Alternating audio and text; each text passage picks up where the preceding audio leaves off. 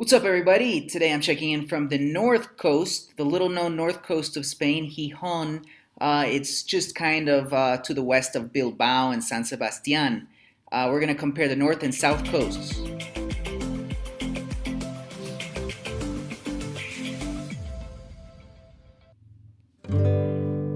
So, the north coast has a lot of things that people maybe don't take into account, investors like the Camino de Santiago, which had 180,000 pilgrims come in 2021. Also, skiing compared to the south coast of Spain. You got ski resorts as well in the north.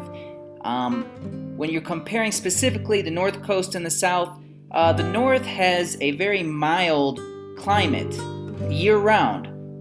Mild winters, but a little cloudy and rainy, like we see here, and mild summers. A lot of adventure tourists. It's green, it's wet, much cheaper property, starting at like with the house I just bought in the area for $32,000. It doesn't need much of anything except for maybe painting. It has stronger seas and better cap rates for investors. I've found as far as just buying property and getting a better return on it. You can see it's a very green atmosphere. It reminds me a lot of the Midwest or even the Northeast, Eastern U.S., actually, the North Coast of Spain. But and even the people change a little bit. They're a little more low-key, soft-spoken than in the south of Spain. Now, when we're looking at the south of Spain, the south coast, obviously it's more international, and you get really hot, steamy hot summers.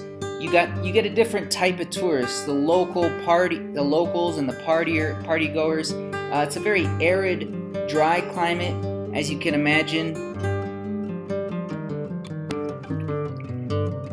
Olive groves like the one you see here, very arid climate, but you have flat seas, good for swimming. A lot more internationals.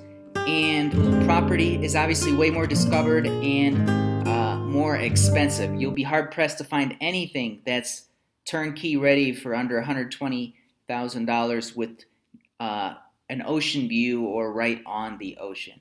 So there you go. That's the difference for me between